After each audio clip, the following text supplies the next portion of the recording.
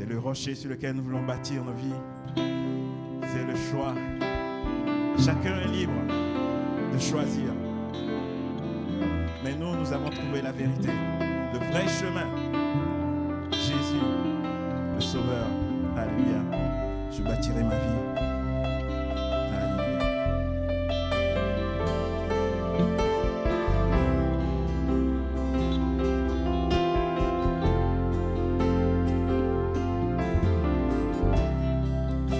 Digne de tous les chants que je chanterai, digne de la louange que je lèverai, digne de chaque souffle que je te rendrai, je vis pour toi.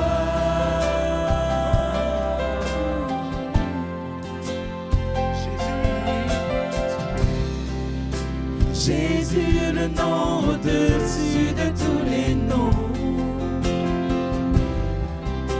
Jésus, tu es le seul m'offrant le pardon. Digne de chaque souffle que je te rendrai, je vis pour toi. Oh, je vis pour toi. Tu es très saint, qui est semblable à toi, qui est comparable. Ouvre mes yeux à ta beauté, déverse ton cœur en moi, révèle ton amour et rends-moi passionné de ce que tu es.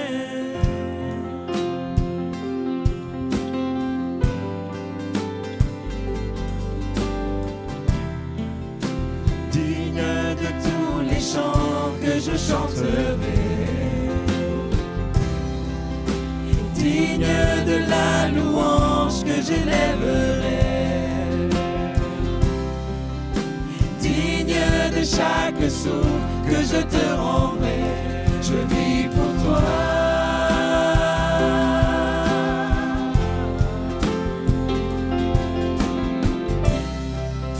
Jésus, le nom au-dessus de tous les noms. Jésus, tu es le seul m'offrant le pardon. Digne de chaque souffle que je te rendrai, je vis pour toi. Oh, je vis pour toi.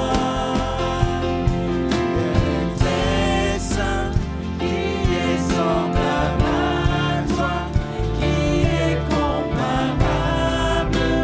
Ouvre mes yeux à ta beauté, déverse ton cœur en moi, révèle ton amour et rends-moi passionné de ce que tu es.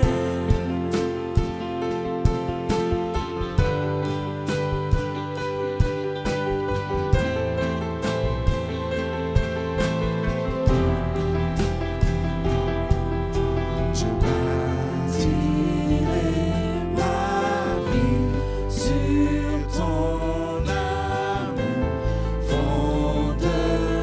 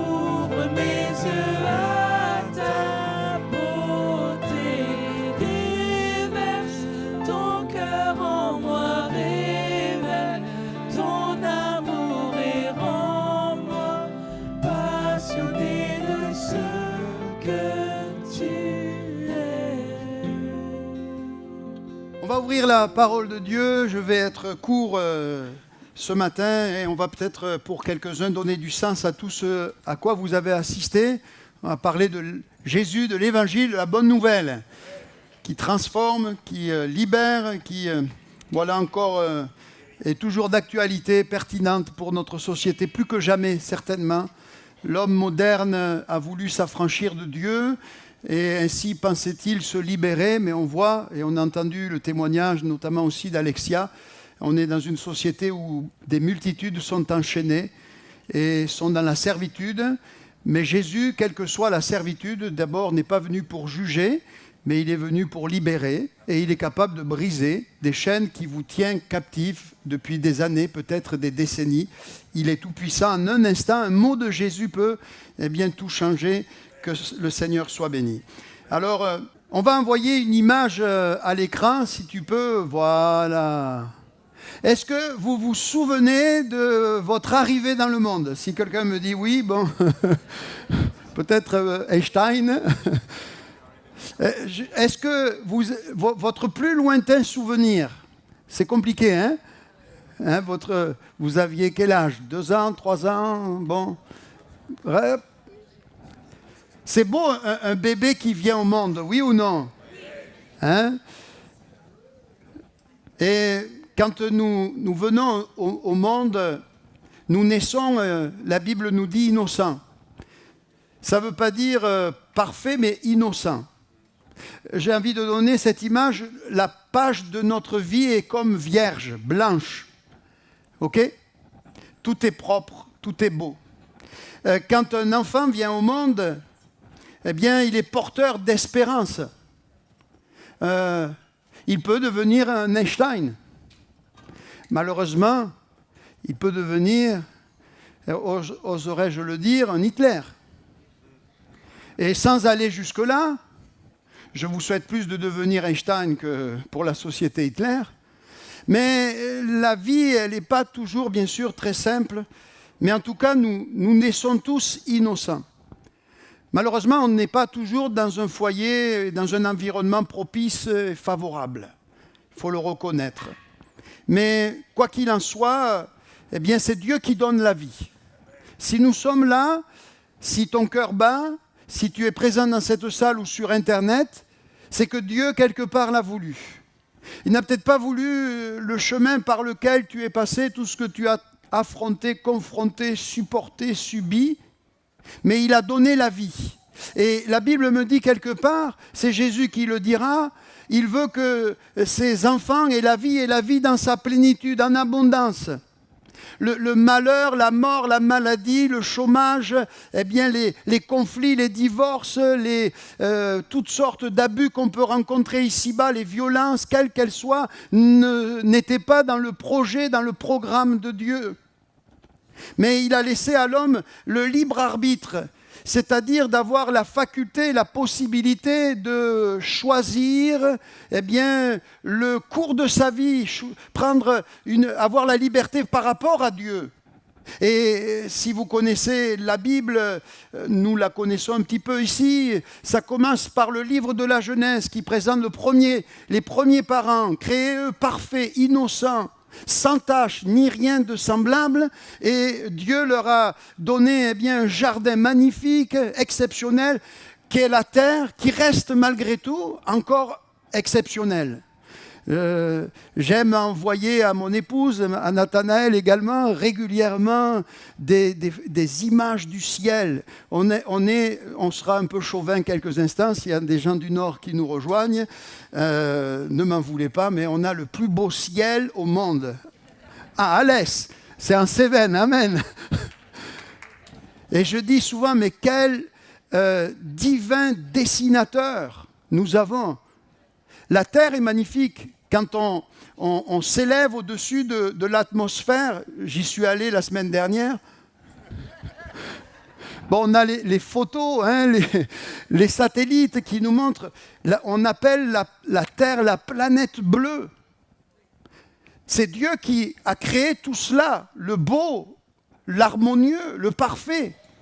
Mais voilà, il y a une coquille et Dieu a accepté Et dans le livre donc de la Genèse, Dieu avait donné les arbres du jardin, servez-vous à loisir, il n'y aura pas de travail à produire, il y aura des fruits abondants pour vous, etc., etc. Tout était déjà prêt, tout était déjà mûr. Et le Seigneur avait simplement donné un interdit, pas 36, ne mange pas de ce fruit de l'arbre de la connaissance du bien ou du mal, car le jour où tu en mangeras, tu mourras. C'est comme ça que la Bible présente, et en fait, cet arbre, tout simplement, pour le synthétiser, j'ai que 20 minutes, eh bien, c'est Dieu qui laissait l'homme libre de malheureusement choisir de transgresser le commandement de Dieu, et donc, en transgressant le commandement de Dieu, dire à Dieu, nous voulons faire notre vie sans toi, nous pensons pouvoir y arriver sans toi. Et on voit aujourd'hui où cela nous a menés. Société dite moderne. Je vous laisserai apprécier la modernité. C'est ainsi que la Bible présente l'histoire humaine avec toutes les conséquences, les guerres, les violences, etc.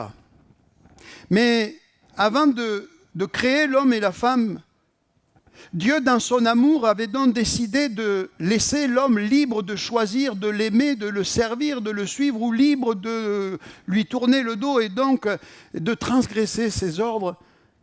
Savait dans sa prescience que malheureusement l'homme allait exploiter cette liberté contre Dieu.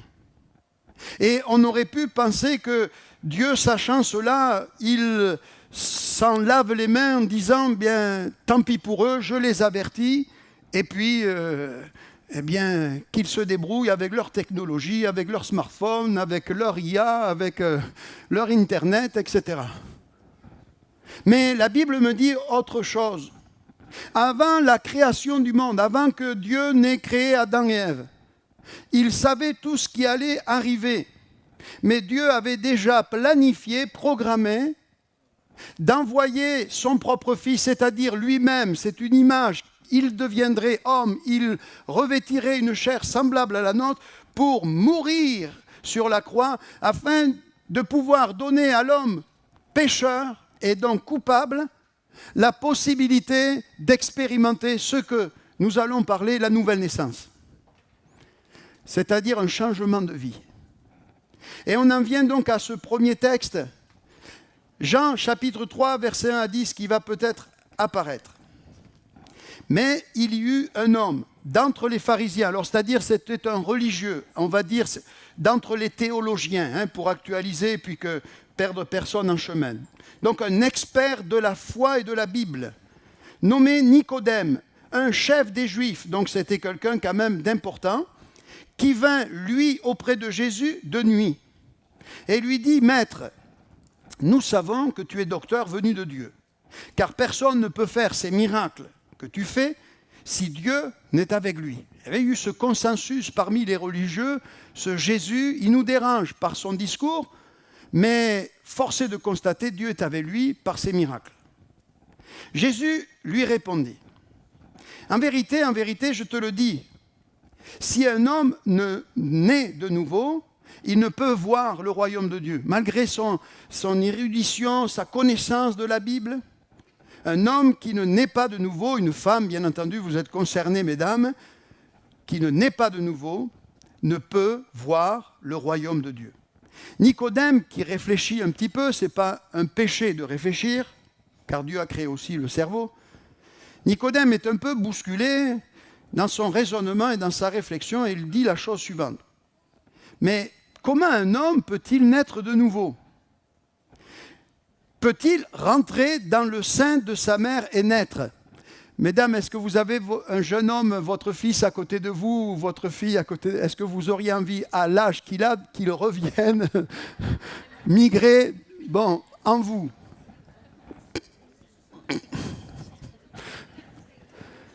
C'est la réflexion basique suggère bien la parole de Jésus à cet homme. Et Jésus dit, mais vraiment, tu ne comprends rien, tu es instruit, tu es intelligent, mais...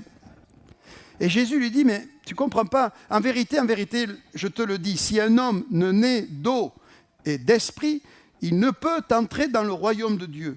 Pas seulement voir, c'est entrer. Ce qui est né de la chair est chair, ce qui est né de l'esprit est esprit. Ne t'étonne pas de ce que je t'ai dit, il faut que vous naissiez de nouveau. Donc ce n'est pas simplement à lui qu'il adresse cette parole, il faut que tu naisses de nouveau, mais à tous, à chacun d'entre nous ce matin, il faut que vous naissiez de nouveau. J'ai fait de longues études, plusieurs années quand même, jusqu'au bac. Bon, après j'ai fait même la théologie, il faut rajouter. Et puis je suis encore un étudiant. À l'âge de 50 ans, j'étudie encore. Gloire à Dieu. Mais pourquoi je vous dis tout cela? Vous m'avez perdu.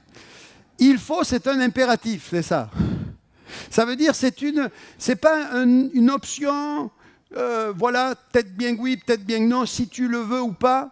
Jésus dit, pour que tu sois assuré de voir et d'entrer dans le royaume de Dieu, il faut que tu naisses de nouveau. C'est donc dire si cette affirmation est de la plus haute importance.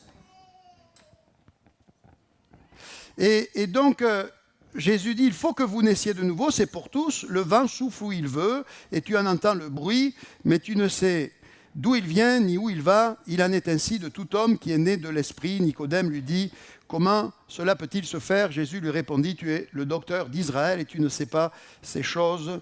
Et nous disons Amen. Le bougre, pour le moment, parce que ça reste au niveau cérébral, il a du mal à comprendre la parole de Dieu.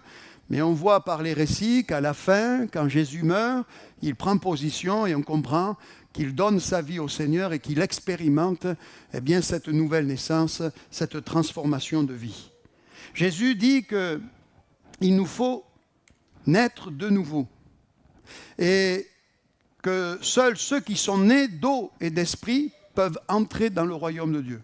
Alors je ne vais pas être trop compliqué ce matin, naître d'eau, c'est la naissance naturelle, biologique, bien que certains voient beaucoup d'autres choses, ils sont très intelligents, et plus que moi certainement, même parle-t-il du baptême.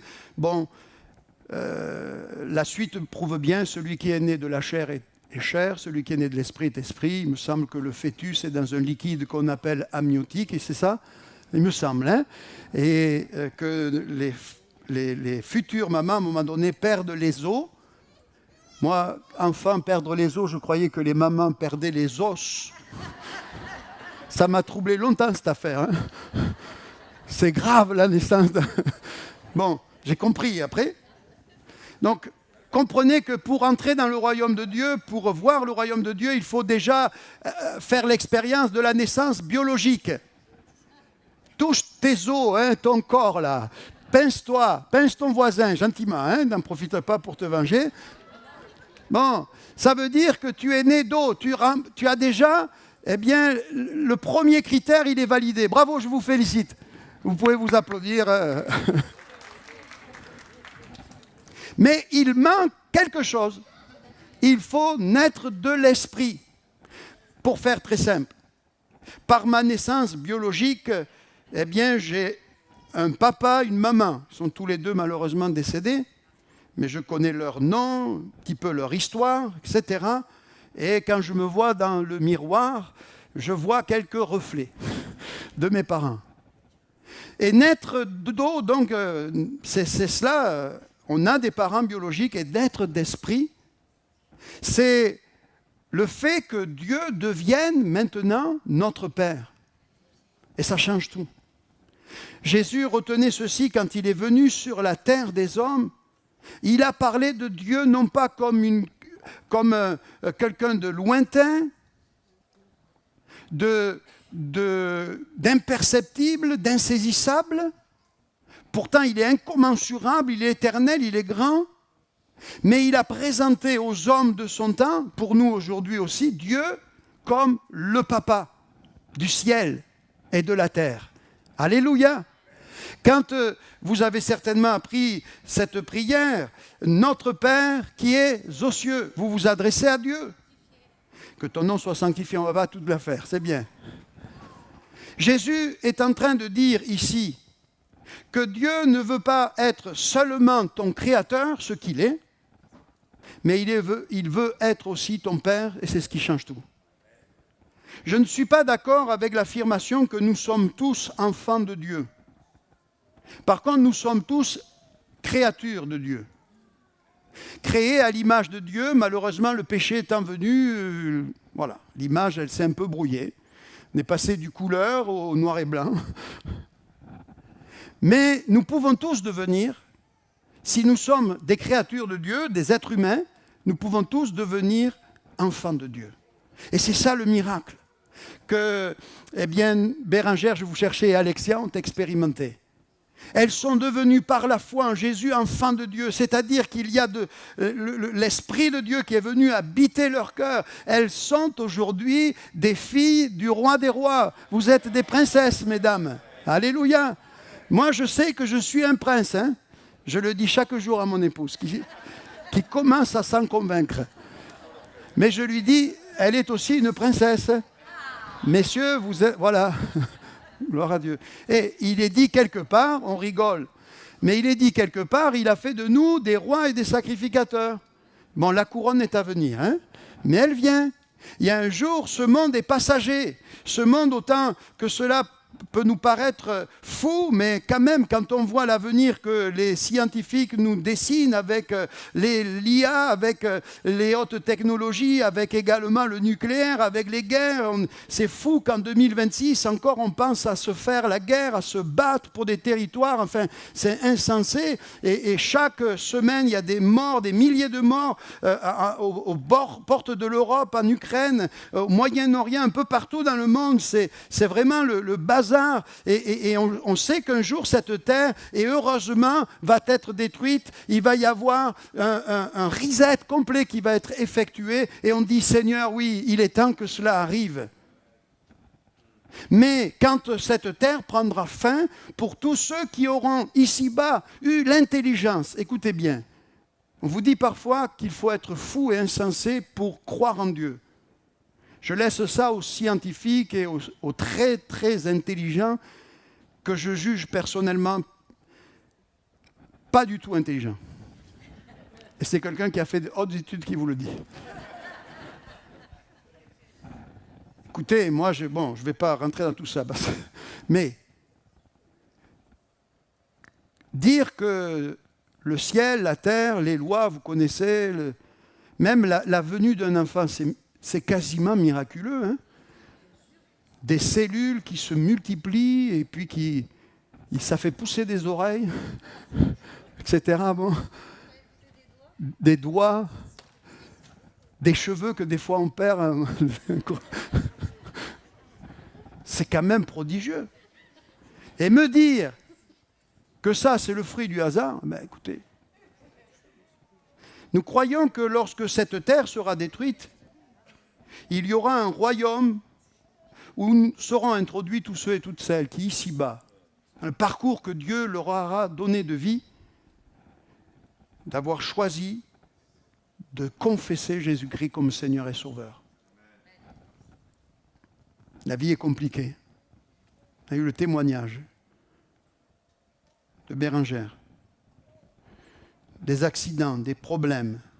La deuxième vignette, on peut le montrer. On a vu le bébé. Deuxième vignette, cet enfant, ce jeune homme, pardonnez-moi, qui pleure. Il y a beaucoup de jeunes hommes, jeunes filles aujourd'hui qui pleurent. Enfants, ados, blessés, détruits, démontés. Peut-être y en a-t-il un au milieu de nous ce matin qui a perdu tout espoir, qui pleure le soir quand il se retrouve pendant des heures seul dans sa chambre, à scroller, à suivre les réseaux sociaux et à se dire « mais pourquoi bon je suis né ?» Dieu nous a créés innocents dans un cadre parfait. Malheureusement, le péché, faut-il le dire, a compromis l'existence ici-bas. Les décisions, les rencontres, les blessures, les accidents, la santé, toutes sortes de choses qui font qu'à un moment donné, notre vie semble dérailler. Et parfois on se dit, mais avec tout ce que j'ai traversé, vécu, comment espérer demain meilleur? Comment rebondir? Et c'est là où je veux dire, je vais être très court, je vais respecter mes 20 minutes, je suis capable, j'ai 3 minutes pour terminer, c'est mon deuxième point. 2 Corinthiens 5, 17 nous dit ceci. Celui qui est entré dans le royaume de Dieu par la nouvelle naissance, par la confession de Jésus, il est en Christ et il devient littéralement, c'est pas créature, c'est littéralement création. J'aime insister sur ça parce que c'est pas le bonhomme seulement qui change, mais c'est son environnement de vie également qui change. À un moment donné, quand on est de nouveau, il y a un style de vie qu'on ne veut plus, il y a des choses auxquelles nous étions occupés, auxquelles nous nous occupions, qu'on ne veut plus expérimenter. Non pas qu'on ne peut plus le faire, qu'on nous interdit de le faire, on n'est plus dans l'interdit, mais on n'en a plus besoin, parce qu'on a trouvé bien mieux. Il est une nouvelle création, et la Bible dit, le Saint-Esprit précise, les choses anciennes sont passées, et voici toutes choses sont devenues nouvelles. Alléluia! Ton passé peut être balayé. Tu peux être débarrassé en un instant de ton passé. Tout à l'heure, je parlais d'un reset pour la terre, mais il peut y avoir aussi un reset pour ta vie, alléluia. Et qui a envie parfois d'appuyer, cherche le bouton, il est où reset? Il est où reset? Dieu peut formater, excusez-moi l'image, je suis en informatique là, Dieu peut formater tout ton passé. Alléluia. C'est ce que ce texte nous dit, les choses anciennes sont passées. En tout cas, cette réalité, elle est vraie pour Dieu. C'est-à-dire, quand je nais de nouveau, Dieu ne regarde plus à mon passé, fût-il rempli de poubelles et d'ordures. Dieu a choisi et s'honore d'oublier ces choses. Et quand je deviens enfant de Dieu, j'ai besoin, c'est le travail qui est parfois plus long, de dire, puisque Dieu a oublié, je dois apprendre à ne plus conjuguer au passé. C'est terminé aux yeux de Dieu. Si c'est terminé aux yeux de la plus haute autorité qui soit, on est quand même soulagé de pas mal de choses. Et le travail va être de rentrer dans cette réalité, de dire, oui, c'est vrai, j'ai été ceci, peut-être quelqu'un, j'ai été alcoolique, j'ai été violent, j'ai pas été trop doux, je sais quoi encore. Mais la grâce de Dieu est venue me pardonner de tout cela et me donner une nouvelle identité. Je suis aujourd'hui en Christ et toute chose devient nouvelle. La page blanche d'un bébé qui a été ternie par la vie humaine, par les gens qui nous entourent, c'est comme si Dieu la restaure. Alléluia. C'est une page blanche qu'il dresse devant nous. Bérangère, la page est blanche. Alexia, la page est blanche. La plage. Ce qui fait chaud, hein? Bon, la page est vierge. Mais vous allez vous rendre compte, Bérangère, Alexia, même si vous avez les meilleurs pasteurs au monde, Nathanaël, hein? Presque, non, je plaisante, hein? Que cette page, parfois, il va y avoir encore quelques tâches que vous allez mettre, que d'autres vont chercher à mettre. Et là, je m'adresse aussi aux chrétiens qui se sont convertis il y a des années, qui se sont engagés dans les eaux du baptême il y a des années, mais voilà, l'homme reste homme et on a besoin sans cesse de rappel. Je ne me lasse pas de vous rappeler cette même chose, car pour vous, cela est salutaire. Cette page, parfois, que Dieu a blanchie, nous l'avons tachée, parce que nous avons malheureusement pris des décisions sans lui. Nous avons fait un peu comme Adam, sans aller jusqu'à son geste. Et puis on a taché un peu notre page. Mais la bonne nouvelle, c'est que Dieu est encore prêt quand je m'approche de lui, par la foi et la vérité, si je suis sincère. Les hypocrites, ce n'est pas pour eux. Mais si à un moment donné, je suis saisi dans mon cœur et je me dis, mais là tu étais en train de prendre une orientation folle, et le baptême de ces deux jeunes filles me rappelle mon engagement passé il y a des années. Je veux me lever aujourd'hui, je veux dire, Seigneur, lave à nouveau ma robe, ma page, donne-moi de reprendre le chemin avec toi. Amen. Voilà ce que je voulais partager, ce que Dieu attend de nous. Alors, très rapidement, mais dans le livre des Actes, Pierre va prêcher l'évangile. Et les cœurs des hommes sont touchés. Tu peux faire défiler les textes, je ne vais pas les lire. pour entrer dans ces choses. Pierre dira, mais à ces hommes touchés par l'Évangile, quelqu'un peut-être est-il touché, j'en suis convaincu, eh bien par le Seigneur ce matin, se dit-il, mais comment alors vivre cela? Eh bien Pierre va répondre simplement, je ne vais pas être plus compliqué que lui, repentez-vous, que chacun soit baptisé au nom de Jésus-Christ, pour le pardon de vos péchés, vous recevrez le Saint-Esprit, car la promesse est pour vous, mais aussi pour vos enfants et tous ceux qui sont au loin, en aussi grand nombre que notre Dieu, le Seigneur, les appellera. Amen. Que faire pour naître de nouveau? Pour voir ma page être blanchie, pour voir mon passé être abandonné, et un avenir, une espérance m'être proposée. J'ai tout simplement besoin de reconnaître que je me suis planté, que je me suis fourvoyé, que j'ai été orgueilleux et vaniteux, que j'ai pensé que je pouvais être le maître de ma vie, alors que mes décisions m'ont rendu esclave de tellement de choses. Et je sais que je m'adresse à des gens qui sont esclaves. Tous, même ceux qui marchent fidèlement avec Dieu. Mais celui qui marche fidèlement avec Dieu, il a choisi son maître. Tu ne peux servir de maître, dira Jésus. Soit Satan est ton maître, mais tu ne le sais pas, soit Jésus ou Dieu est ton maître. Et si quelqu'un se sent comme sale, je veux lui dire que Dieu l'aime. C'est pour cela qu'il a envoyé son Fils. Est-ce que vous pouvez venir, l'équipe de louange, prendre un chant? On va prendre la Sainte Seine. Pourquoi fallait-il que Jésus meure? Parce qu'il fallait un sacrifice à la hauteur de notre culpabilité, de notre péché. Il y a une loi de Dieu que Dieu lui-même ne peut violer sans se rendre sinon transgresseur. C'est la suivante. Le salaire du péché, c'est la mort. C'est pourquoi, sous l'Ancienne Alliance, il y avait ces rites qui exigeaient aux Hébreux d'offrir pour leur péché un agneau innocent. Et à chaque offense, pas seulement une fois de temps en temps, mais à chaque transgression, à chaque péché dont on était rendu conscient, il fallait aller au tabernacle offrir un sacrifice coûteux.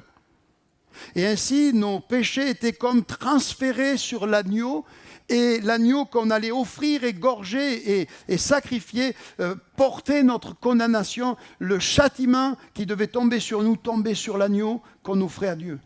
Aujourd'hui, le châtiment qui nous donne la paix est tombé sur Jésus. C'est pourquoi, bien-aimés, vous voyez bien souvent une croix dans une église. Vous voyez un Christ représenté sur une croix. Lui le juste, lui le saint, il a accepté, choisi et décidé, désiré même. J'ai désiré manger cette Pâque avec vous, se donner parce qu'il nous aime d'un amour qu'on ne pourra jamais mesurer ni comprendre. Et ce matin, ce Sauveur, même jusque la croix, il a les bras ouverts. Moi, je rencontre des gens, je leur parle de Dieu, ils sont... Borico. Jésus sur la croix, il est là. Alléluia, les bras ouverts.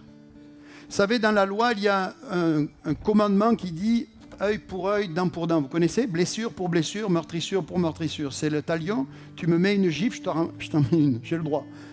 Cette loi, elle a été brisée et inversée dans la nouvelle alliance. La Bible me dit, dans ces meurtrissures, il y a le salut. Dieu vous vous rendez compte ce qu'on a fait subir à Jésus, l'agneau de Dieu, le Fils de Dieu, le Messie, Dieu qui vient sur la terre des hommes, on lui crache au visage, on le frappe avec un roseau, on le met à nu, on partage son vêtement, on lui tire les poils de la barbe, on l'humilie, on le place sur une croix et on cloue ses mains et on cloue ses pieds et alors qu'il souffre, qu'il agonise, on met un vinaigre à ses lins pour accentuer la douleur, on se moque de lui, on détourne le visage, on se réjouit de le voir sur la croix. Et lui sur la croix dit, Père, pardonne-leur, car ils ne savent ce qu'ils font. Lui qui a subi la meurtrissure, lui qui a subi la blessure, est le premier devant le Père à dire, non pas blessure pour blessure, mais pardon pour ma blessure. Grâce pour ma blessure. Vie nouvelle pour ma blessure. Est-ce que quelqu'un veut saisir la grâce de Dieu ce matin? Est-ce que je peux vous inviter à vous lever? Chacun, tous et toutes, alléluia. Et ceux qui veulent entrer dans la grâce de Dieu, naître de nouveau, recevoir le pardon, goûter à l'amour de Dieu. Je ne sais quel a été ton passé ou ta vie jusque-là, mais je peux t'assurer, parce que je peux aussi en témoigner, tu l'as entendu, il peut changer, alléluia, le cours de ta vie. Il veut le meilleur pour toi, mais il t'invite et il t'appelle à prendre une décision, celle que tu ne regretteras jamais, que je t'invite à prendre ce matin. Donne-lui ta vie, alléluia. Dis-lui simplement, oui, j'ai été tordu, je me suis mal comporté, j'ai vécu sans toi et je te demande pardon, mais j'entends ton amour, j'entends ta parole et je veux te donner ma vie. Seigneur, je prie ce matin pour tous les cœurs sincères, des plus jeunes jusqu'aux plus âgés, qui se tournent vers toi, qui te donnent leur vie, qui crient à toi dans leur cœur. Je te supplie, Père, au nom de Jésus, accorde-leur, Seigneur, la conversion, la nouvelle naissance. Fais d'eux des fils et des filles du roi des rois, du Seigneur des seigneurs, qu'elles deviennent enfants de Dieu et que dans l'avenir, elles choisissent et décident de s'engager avec toi dans les eaux du baptême. Ô Seigneur, nous savons que tous ceux qui s'engagent avec toi dans le baptême, Seigneur, tu t'engages avec eux. Et Seigneur, je prie encore pour Bérangère, je prie encore pour Alexia. Et Seigneur, que toute leur vie maintenant soit, Seigneur, sous l'objet de ta bienveillance, de ta grâce, de ton amour. Et que chaque jour, Père, elles puissent s'appuyer sur toi. Au nom de Jésus, s'il y avait encore des choses qui peut-être ternissent leur présent, je prie maintenant au nom de Jésus de leur accorder une grâce particulière. Oh Dieu, donne-leur le cœur, le désir, les sentiments, Seigneur, qui leur permettra de marcher une vie de victoire au nom de Jésus. Et fais-le pour tous mes bien-aimés qui le souhaitent ce matin. Au nom de Jésus, Amen. Amen. On va prendre pour ceux qui sont baptisés. Bérangère et Alexia, vous allez y participer. La Sainte Seine, le pain et le vin qui nous rappellent ce que Jésus a fait. Il a livré son corps, il a versé son sang pour mon pardon et pour ma guérison. Soyez toutes et tous bénis dans le nom de Jésus.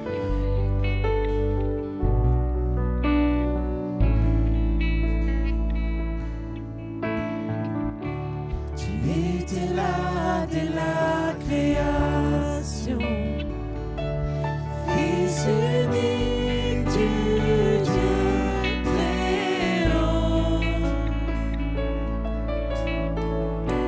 Le mystère de ta gloire révélé en toi, Christ notre Seigneur. Oh, ce nom est si merveilleux, oh, ce nom est si merveilleux, le nom de Jésus-Christ, mon roi.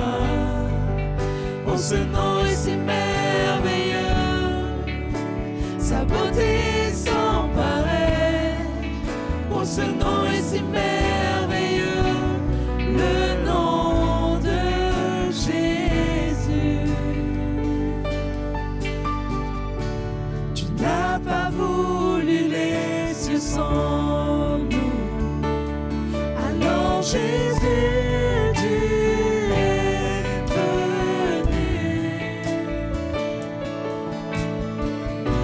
Ton amour a vaincu mon péché, rien ne peut nous séparer.